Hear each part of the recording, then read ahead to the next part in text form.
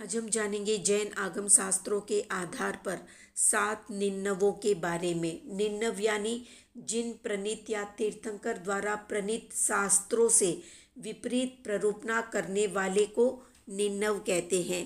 तो इन 7 लोगों ने भगवान महावीर के खिलाफ जाकर या भगवान महावीर के वचनों से भिन्न या अन्यथा प्ररूपणा की, बिना ये सोचे कि सर्वज्ञ के वचन महासत्य होते हैं, पर इन्होंने अपनी अल्प बुद्धि को महत्व दिया भगवान महावीर के खिलाफ जाकर, इसलिए इनको निन्नव कहते हैं। तो जानते हैं 7 निन्नवों के बारे में।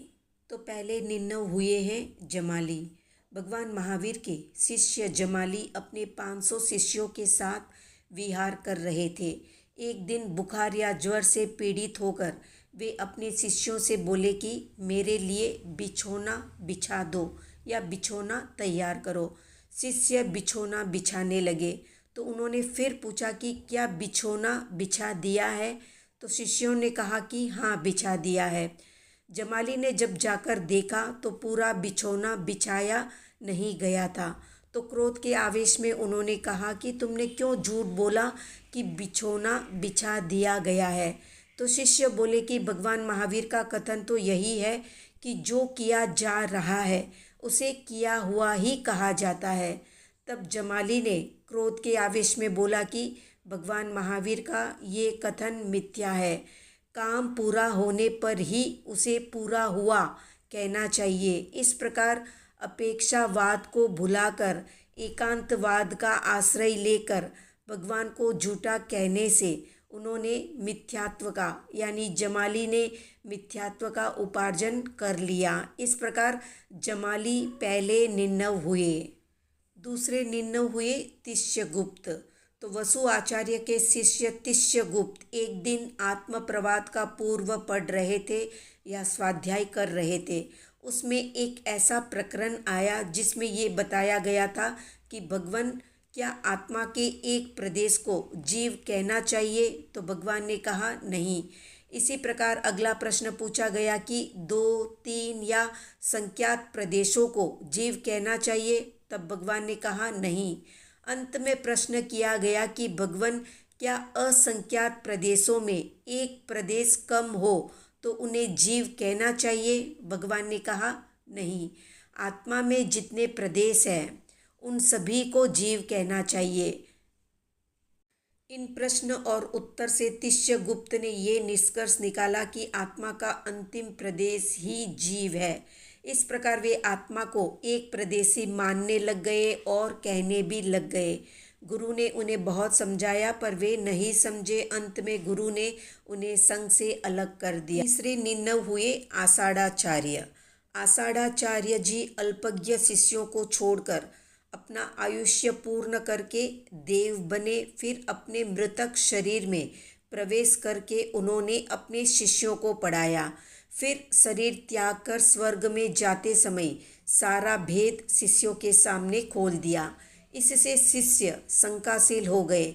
वे सोचने लगे कि इतने दिनों तक हम लोग अव्रती देव को नमस्कार आदि करते रहे, कदाचित अन्य साधुओं के शरीर में भी देवताओं का वास हो सकता है।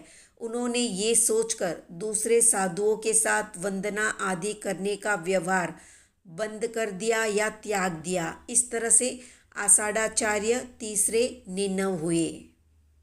चौथे निन्नव हुए रोहगुप्त। गुप्ताचार्य के शिष्य रोहगुप्त ने किसी प्रतिवादी के साथ वाद विवाद किया। उस प्रतिवादी ने वाद विवाद में जीव राशि और अजीव राशि इस प्रकार 2 राशियों की स्थापना की। उस समय रोहगुप्त ने सूत के धागों पर बट्ट चढ़ाकर उसके सामने रख दिया और पूछा, बोलो कि ये कौन सी राशि है? अगर इसे जीव कहते हो तो ठीक नहीं है क्योंकि ये धागा है, और यदि अजीव कहते हो तो भी ठीक नहीं है क्योंकि ये बिना हिलाए ही हिलता है। ये सुनकर प्रतिवादी चुप हो गया। तब रोहगुप्त ने जीवाजीव नाम की तीसरी राशि स्थापित की और प्रतिवादी को पराजित किया। उसके बाद वे अपने गुरु के पास लौट कर आए तो गुरु ने उन्हें कहा कि तुमने जिन धर्म या तीर्थंकर भगवान के धर्म के विरुद्ध 3 राशियों की स्थापना की है। इसके लिए तुम्हें मिच्छामी दुक्कड़म देना होगा और प्रायश्चित करना होगा। मगर रोहगुप्त ने गुरु की ये बात नहीं मानी। तब गुरु ने उन्हें संघ से अलग कर दिया। इस तरह से रोहगुप्त चौथे निन्नव हुए। 5वें निन्नव हुए धनगुप्त। धनगुप्त आचार्य के शिष्य को एक बार नदी पार करनी पड़ी। पार करते समय पैरों में पानी की शीतलता का अनुभव हुआ और मस्तिष्क पर सूर्य की तेज किरणों के कारण उष्णता का अनुभव हुआ। तब उन्होंने एक समय में 2 क्रियाएं वेदन करने की स्थापना की, जबकि भगवान ने कहा था कि एक साथ 2 उपयोग नहीं होते हैं। भगवान के इस वचन का उत्थापन करने के कारण या भगवान के वचनों के विरुद्ध बोलने के कारण वे 5वें निन्नव हुए। 6ठे निन्नव हुए गोष्ठामाहिल। भगवान ने जीव और कर्म का संबंध दूध में घी, तिल में तेल, पुष्प में सुगंध के समान कहा है, जबकि गोष्ठामाहिल ने जीव और कर्म का संबंध सांप केंचुली के समान कहा है। तो भगवान के वचनों के विरुद्ध कहने के कारण ये 6ठे निन्नव हुए। 7वें निन्नव थे अश्वमित्र।